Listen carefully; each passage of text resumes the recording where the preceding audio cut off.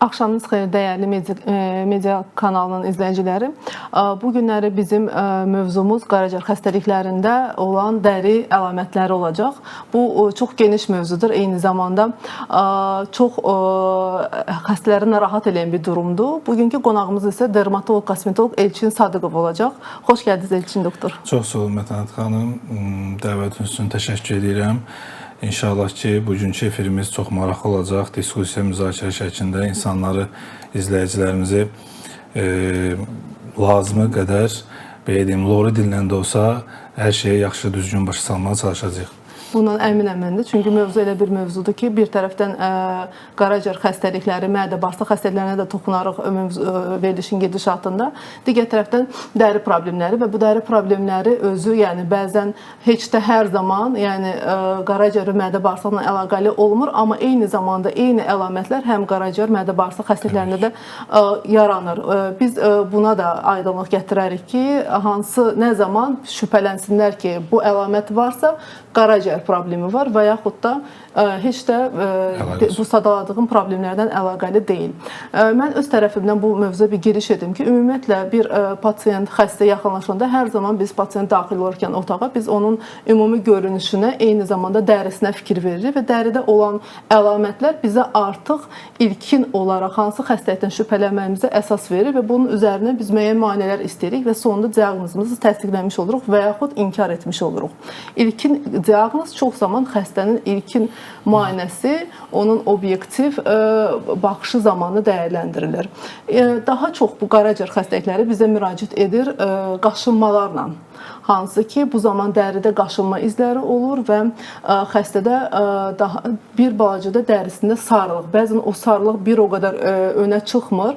Hətta xəstə yaxınları belə mən soruşanda ki, siz hiss edirsinizmi yoldaşınızda son dönəmdə dəri rəngi saralıbdır? Deyirlər ki, xeyr. Amma sonda artıq müayinələri edəndən sonra bunu yalnız həkim tuta bilir.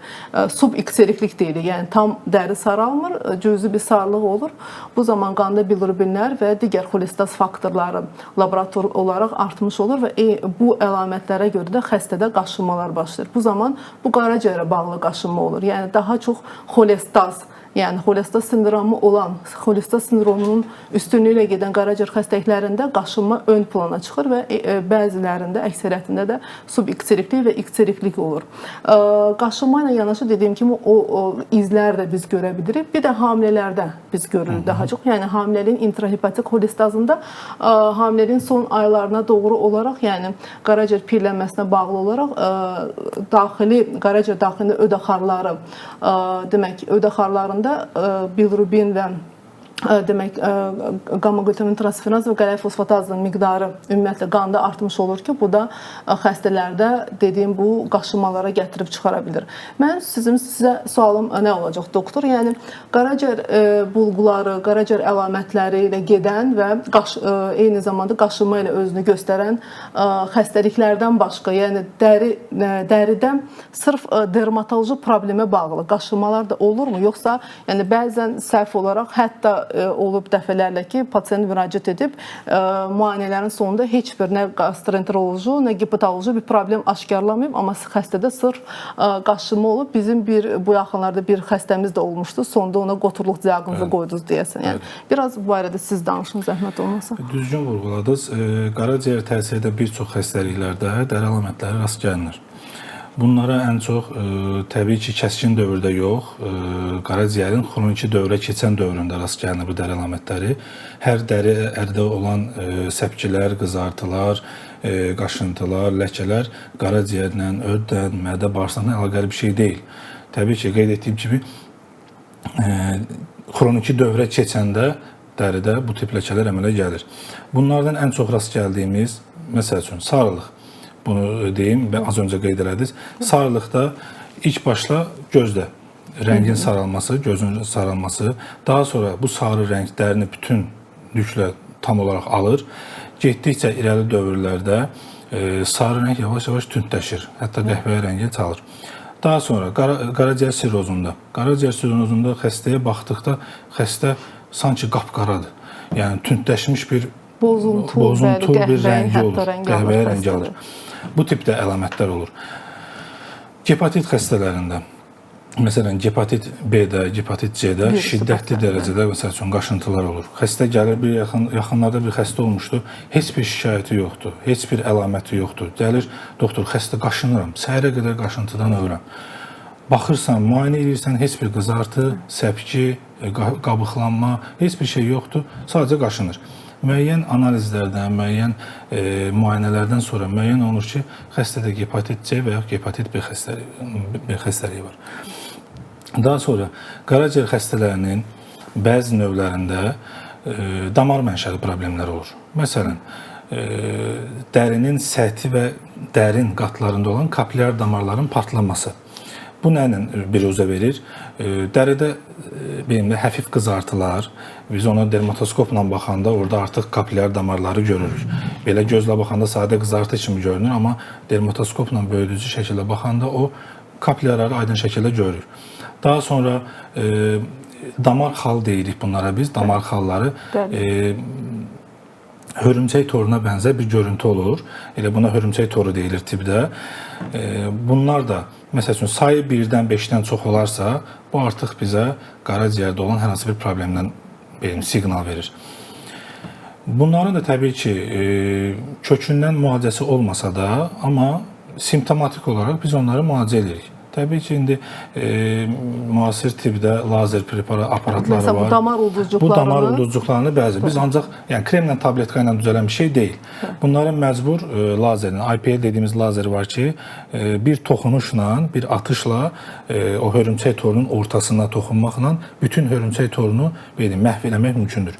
Xüsusən xanımları çox narahat edir bu durum. Daha çox üzdə olur. Bəli, bu görünən yerlərdə ola bilər, istənilən bir yerdə ola bilər, amma adətən günəşə məruz qalan hissələrdə olur. Yəni qaraciyər problemlərindən başqa, yəni xəstədə xroniki bir qaraciyər xəstəliyi var. Orada telangiektaziyalar, bu damar ulduzcuqları yaranır. Amma hər zaman damar ulduzcuqları qaraciyər problemi demək deyil. Qaraciyər problemi deyil. Xeyr, təbii ki, başqa səbəblərlə də bağlı ola bilər. Məsəl üçün, dəri qatının nazik olması, hər hansı bir təzyiqə məruz qalması, yenə deyirəm, günəşə məruz qalması, bu tip şeylər, bəzən genetik olur. Bu tip şeylərdə, bəli, damar mənşəli pozuntular müşahidə eləmək olur. Yenə bunlar deyirəm, bunlar hər hansı bir kremlə, tabletka ilə düzələn bir şey deyil. Sadəcə simptomatik olaraq lazerlə, müəyyən prosedurlarla biz onları yandırmaqla... Sayı az olarsa? Sayı az olarsa təbii ki, yəni maksimum 5, maksimum 10 olarsa, yəni artıq bunlar bu saydan çoxdursa, bu bizə artıq başqa bir şeyə siqnal verir. Altda yatan bir xəstəlik olduğunu düşündürür əlbəttə ki.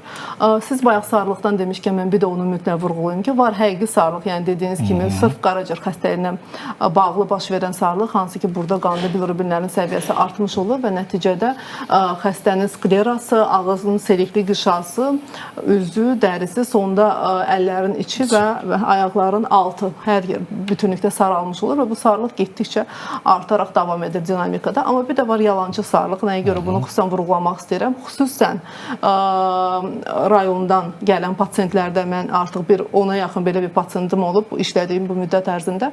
Xəstə yaxınlaşır sapsarı rəngdə və mənə qədər gələn bu pasient artıq dəfələrlə bir neçə, yəni xüsusən rayonda bir neçə həkimə müraciət edir və hər dəfə də buna qaraciyərə görə müalicələr yazılır və qaraciyərə görə müalicələr yazılmasına baxmayaraq düşünür ki, bu sarılıq qaraciyərdən yaranır, amma buna baxmayaraq xəstənin vəziyyəti getdikcə pisləşir, bu sarılıq artır.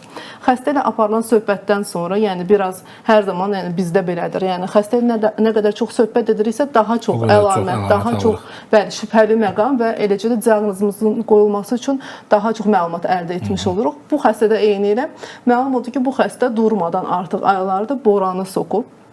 Bəzi yerlərdə balqabaq deyirlər ona.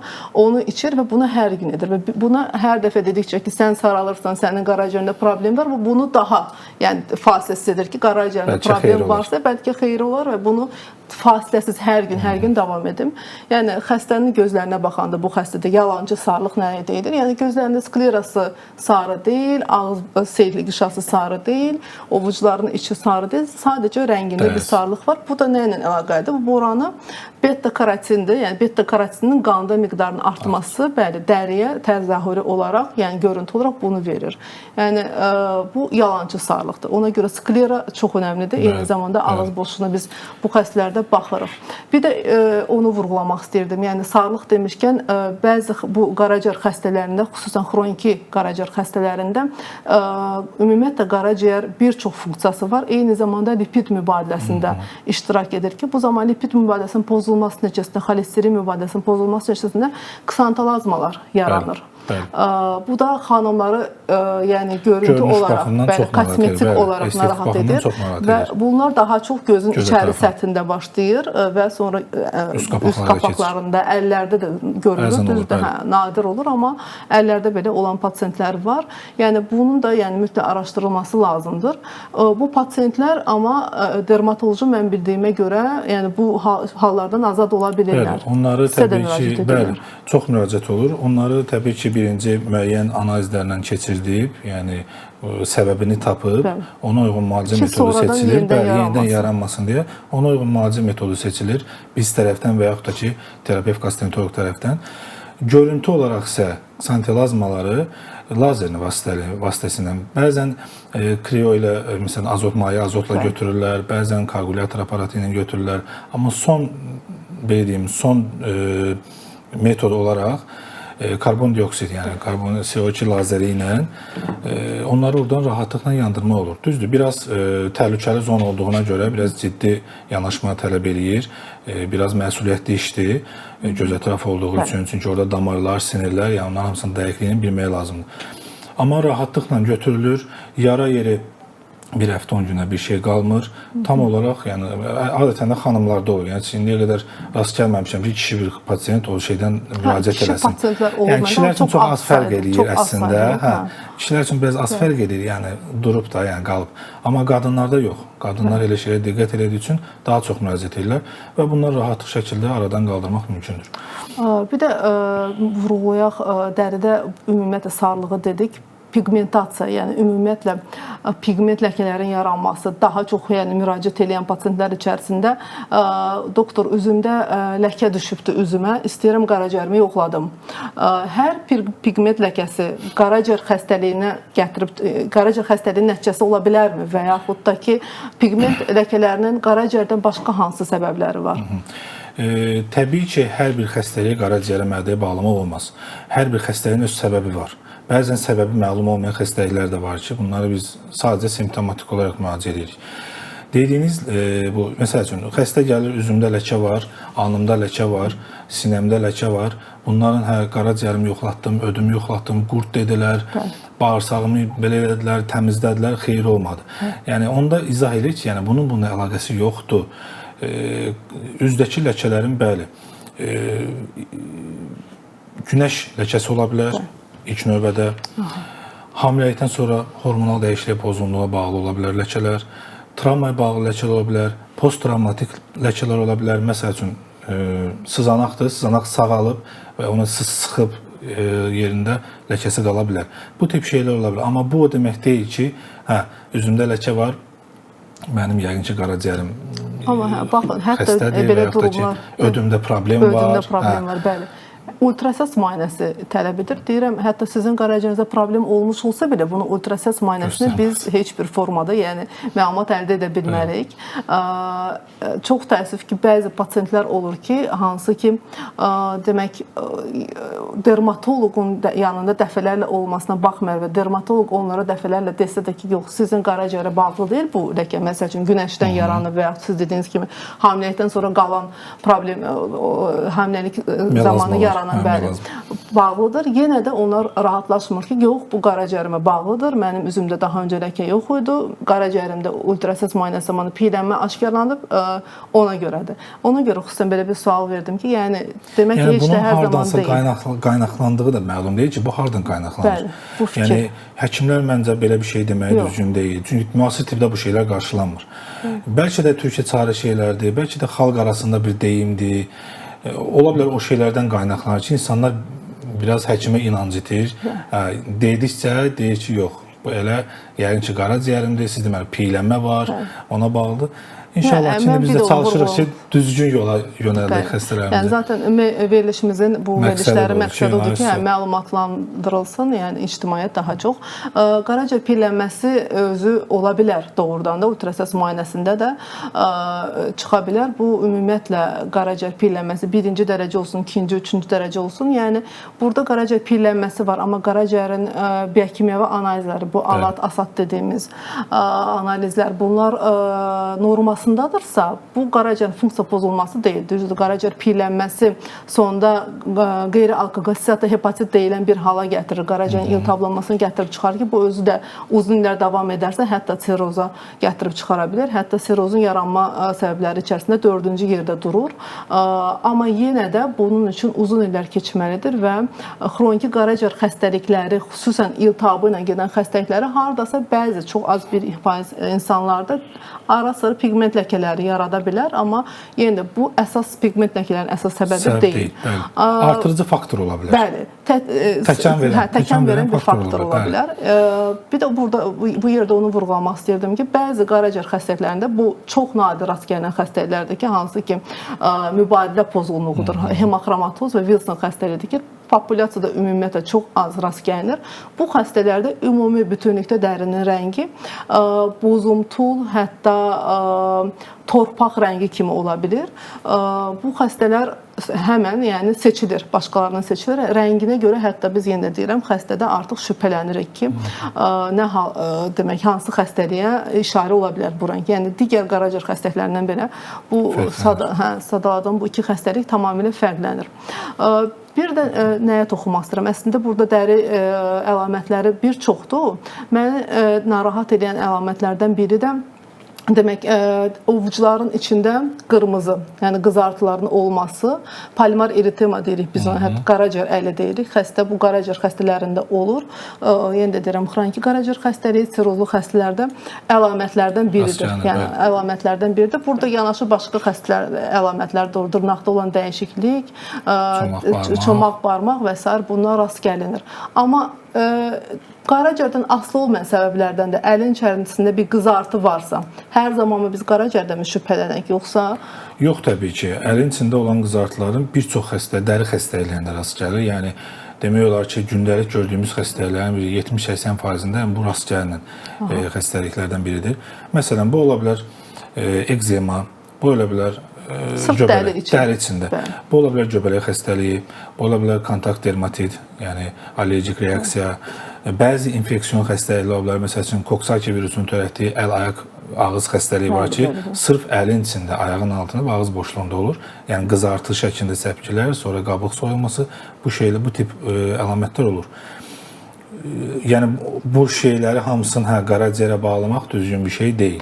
Hərisin çünki öz səbəbi var. Bəli, ümumiyyətlə bu dəri özü ən böyük orqanımızdır və burada olan problemlərin düzdür. Dəri əlamətləri qaraciyərin var, amma burada mütləq qaraciyərin digər əlamətləri, yəni xəstəliyin başqa əlamətləri də olmalıdır ki, o zaman biz deyək ki, bu sırf qaraciyərə bağlıdır. Bir də nə ola bilir daha çox? Yəni pasientlərdə artıq irəlilənmiş qaraciyər xəstəliklərində tük tökülmələr.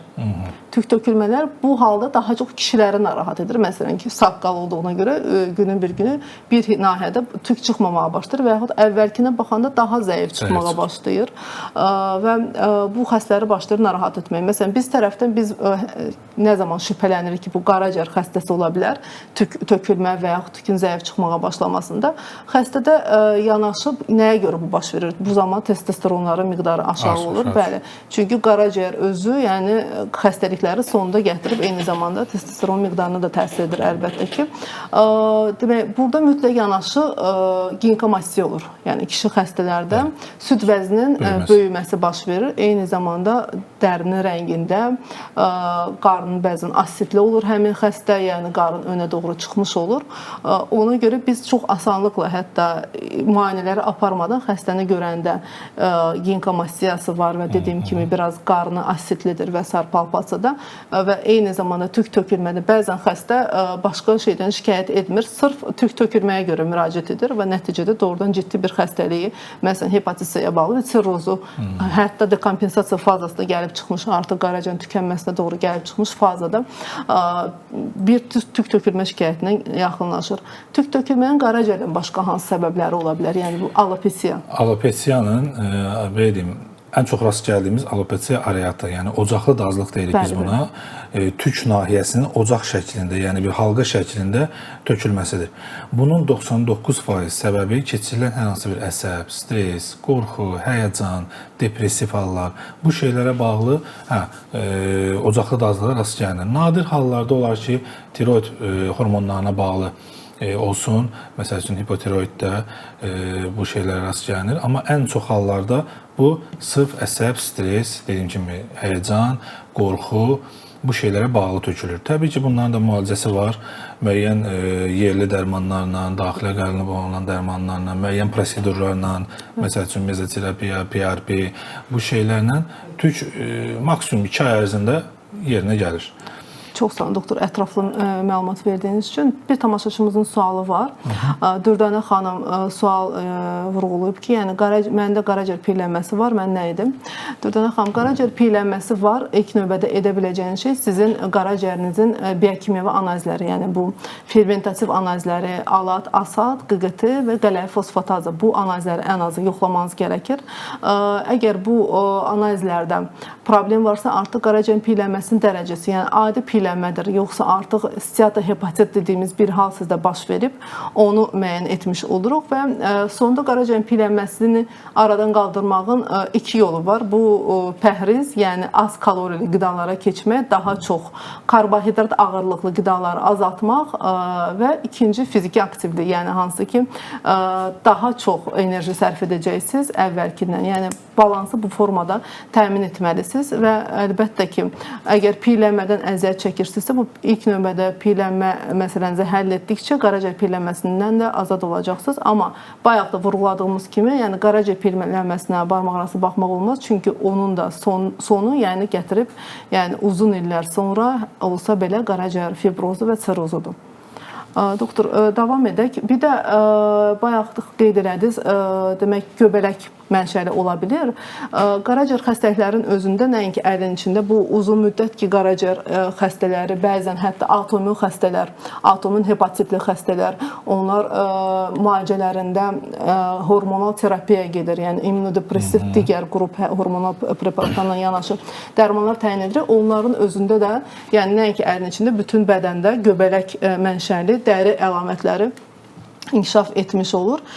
Onu vurğulamaq istəyirəm ki, xəstəliyin demək dəridə yaranan əlamətlərin səbəbindən asılı olmayaraq mütləq biz bir dermatolog konsultasiya istəməliyik və istəyirik də ki, çünki bu zamanı yəni biz çünki bu xəstələr 1 gün, 2 gün, 3 ay, 5 ay dərmanı qəbul etməyəcək biz tərəfdən. Onlar ömürlərin axırına qədər bəzən hətta bu qrup dərmanları qəbul edəcək və bu dəri mantarı getdikcə artacaq. Ona görə bir dermatolog konsultasiya mütləqdir bu qrup xəstələrə.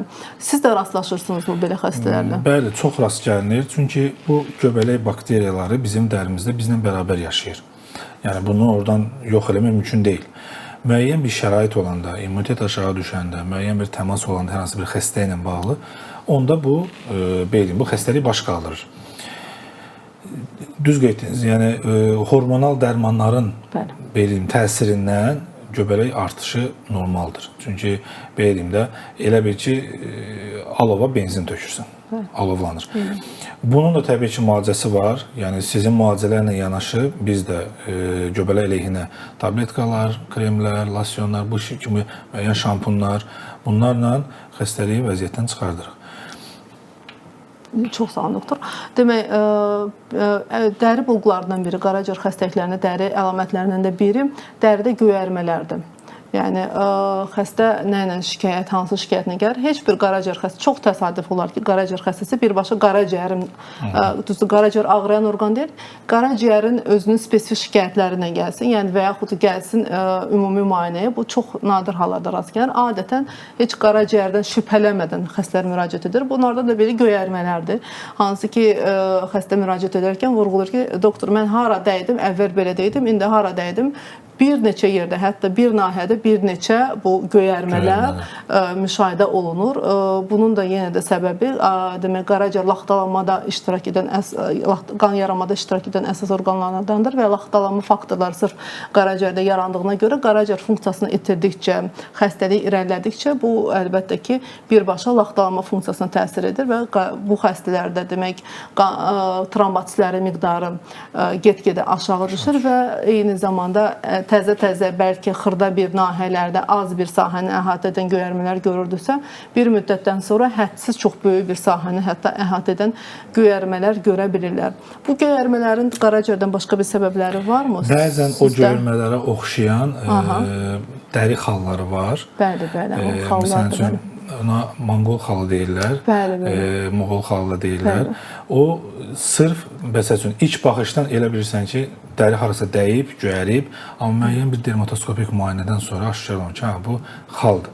Xəstəyə də izah edəndən sonra məsələn ki, bu xaldır, buna heç nə eləmək olmaz. Normal şəkildə qarşılayır. Yəni. Qaraciyərini yoxlatmaq istəyən pasientlərin bəziləri də o xallarla müraciət edir. Yəni, xüsusən xanımlar, elə kişilərdə də qırmızı xallar, qırmızı ət xallar ki, boyun nahiyəsində, üz nahiyəsində yaranan ki, mən qaraciyərimi yoxlatmaq istəyirəm və düşünürəm ki, bu xallar qaraciyərdəndir. Çox cüzi bir hallar var ki, orada bəli, o xallar yaranır. Mən bildiyimə görə daha çox bu dermatoloji səbəblərə bağlıdır. Yəni, sırf dermatologiyaya aiddir bu problemlər. Siz nə deyə bilərsiniz? Bu qırmızı xallar barəsində, ət xallarına və yaxud da qırmızı xalların səbəbi adətən maddənin barəsinin pozulmasına bağlı olur, sürtünməyə bağlı olur. Məsəl üçün, köynəyin varatnik hissəsinin sürtülməsi, sepin sürtməsi, hətta çəkili insanlarda dərinin sürtməsi, qol altı, sinə altı bu nahiyələrdə, yəni bu dəri xallarına rast gəlmək olur. Bu dəri xalları bəzi insanlar onu papiloma kimi tanıyır. Əslində bu papiloma deyil. Papiloma tam başqa bir virus xəstəliyidir. Bir ət xalı görən kimi məndə papiloma var. Tibbi savada olmayan belə birinə deyir ki, səndə papiloma var. Bu papiloma deyil. Bunun sadəcə içi piy toxumasıdır. Dəri özünü müdafiə eləmək üçün belə deyim, özünü çölə atır. Loridin enzali isə, yəni bir dəri çıxıntı əmələ gəlir. Bunları da az öncə qeyd etdiyim kimi lazer üsulu ilə, maye azot vasitəsilə rahatlıqla yox eləmək, təmizləmək olur. Digər o xallar, damar xallarında həmçinin onların qaraciyərlə çox əlaqəsi olmur. Sırf günəşə bağlı ola bilər, genetik ola bilər. Adətən bəyaz dərili insanlarda günəşdən sonra, günəşlənmədən sonra sıx rast gəlinir. İnsan bəyaz, ağ rənglidir, çox rəngin dərisi ağdır. Günəş şüası onu dəydikcə onlar qaralmırlar, onlar qızarırlar. Bu tip hallarda da xırda kapilyarlar partlayır və göllənmə şəklində dəri altında yığışırlar. Bu da qırmızı xallara gətirib çıxarır. Doktor, bugün xüsusilə biz özümüz bu mövzunu seçdik. Çünki çox aktualdır. Yəni, bu doğru bilinən yanlışlardır. Yəni, çox müraciətlər olur bizə və bu müraciətlərin də əksəriyyəti əsassızdır. Düzdür, qaraciyər xəstəlikləri özünün dəri əlamətləri var. Bunları biz bayaqdan sadalayırıq. Amma bu əlamətlərin özünün qaraciyərdən asılı olmayan səbəbləri də var. Qaraciyərdən başqa, qaraciyər özü də bir mədə-bağırsaq orqanıdır. Ümumiyyətlə mədə-bağırsaq, yəni heç qaraciyər yox, pasientlər mədə-bağırsağını da yoxlatmaq istəyirlər qaraciyərlə yanaşı. Xüsusən qurd invaziyalarda, yəni dəridə uzun müddətli bir xroniki bir xəstəliyi varsa, yəni artıq ya özünü aldatmaq mı deyim, ya o dərmanları istifadə etməmək mi deyim, yəni istəyir ki, bir həkim ola desin ki, yox, səndə mədə-bağırsaq xəstəliyi var, məsələn, sırf sənin dərində olan bu sızanaqlar sırf Helicobacter pyloriyə bağlıdır və yaxud da ki, sırf askaridoza bağlıdır. Yəni amma baxırsan xəstə asqaridada müalicə alıb, mənim yanıma məsələn pasiyent gəlir, daha öncə 3 il öncə asqaridada müalicə alıb və o 3 il ərzində baxmayaraq ki, müalicə bu sızanaq eynilə qalır sızanaqları. Mən deyirəm, əgər asqarida olsaydı, sən onu müalicə elədin. Yox doktor, bəlkə keçmədi, bəlkə yenidən yarandı və s. Buna bir fikrinizi bilmək istəyirəm. Əslində bizim beyimdə, xalqda, millətimizdə belə bir yanlış məlumatlar var ki, üzündə sızanaq var. Bu yəqin ki, ya ginekoloji problemdir, ya mədə bağırsağında problem var, ödümdə qatılaşma var, qaraciyərimdən, qurtdan əlaqəlidir. Yəni pasiyentə də deyəndə ki, bunun əlaqəsi yoxdur, həkimə biraz inancsız şəkildə baxırlar. Sonra izah elədikcə ki, bu belədir, bu belədir, onda başa düşürlər ki, düzdür.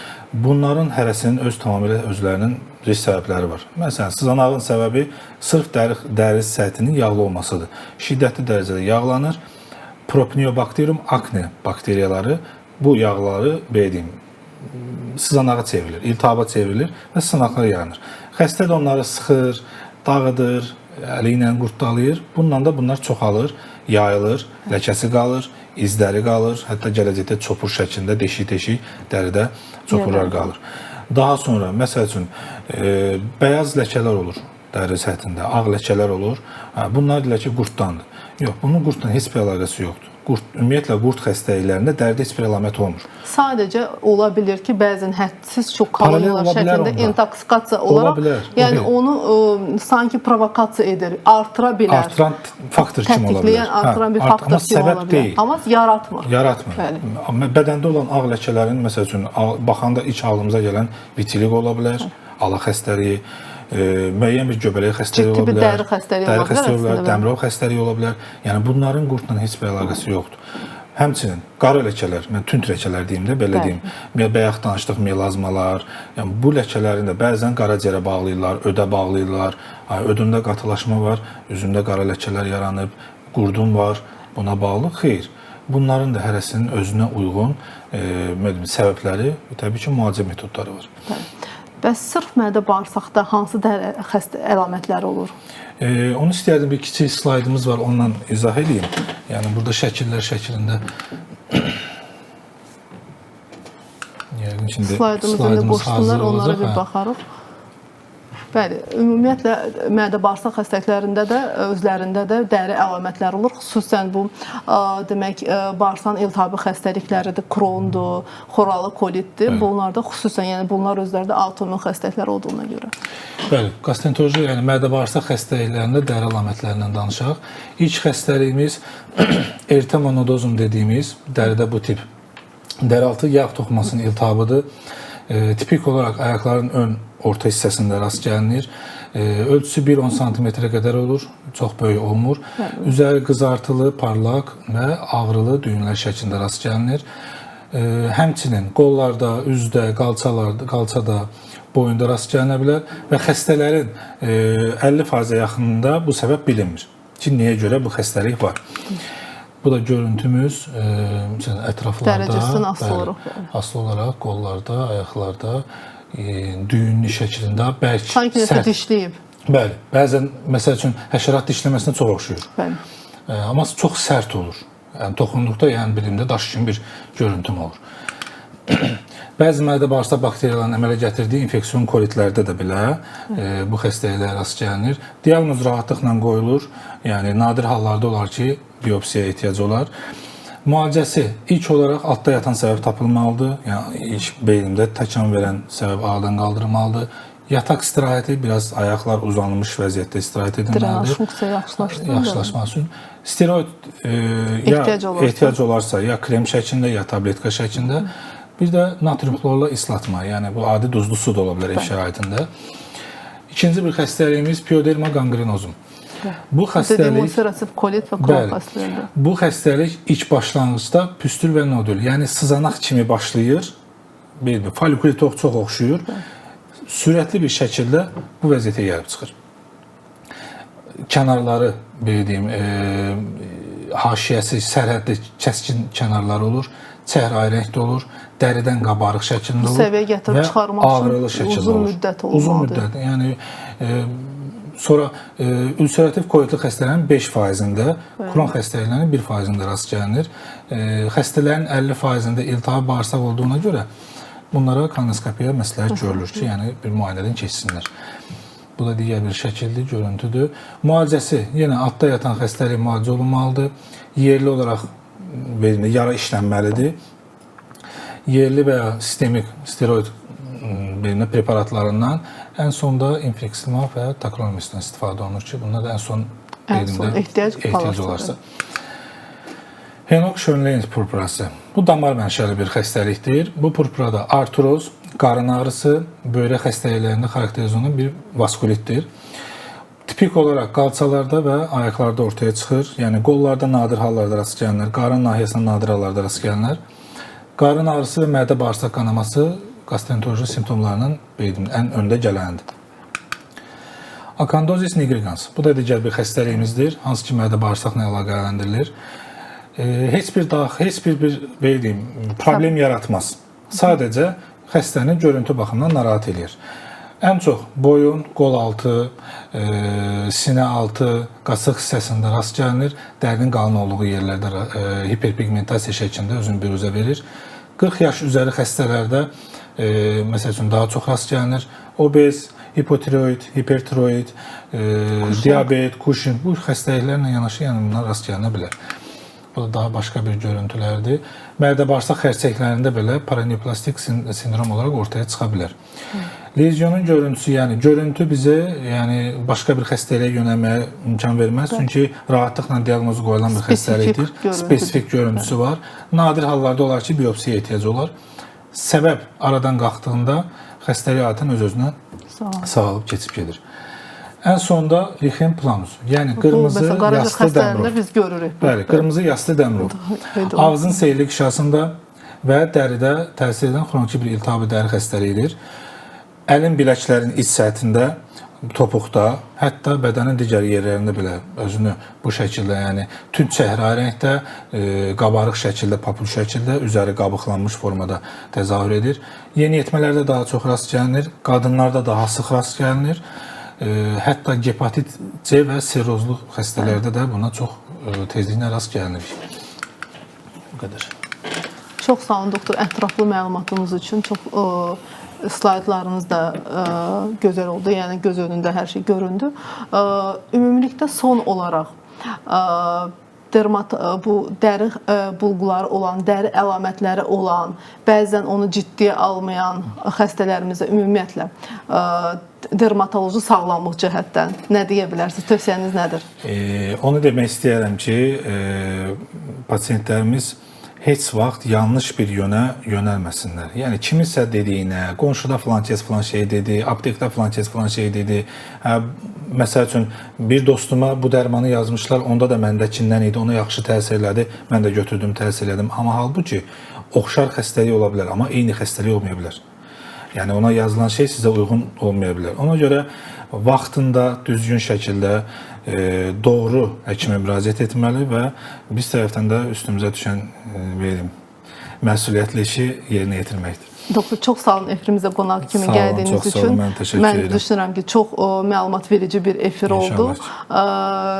Bu arada son olaraq mən də sözümü ona gətirib çıxarmaq istəyirəm ki, mütləq ümumiyyətlə nəinki dəridə sizdə olan hər hansı bir daha öncələri müşahidə eləmədiyiniz bir əlamət, eləcə də dəri əlamətləri varsa, mütləq həkimə müraciət edin. Çünki bunun altında hər hansı bir ciddi xəstəlik ola bilər, istər dəri xəstəliyi, istər qaraciyər xəstəliyi.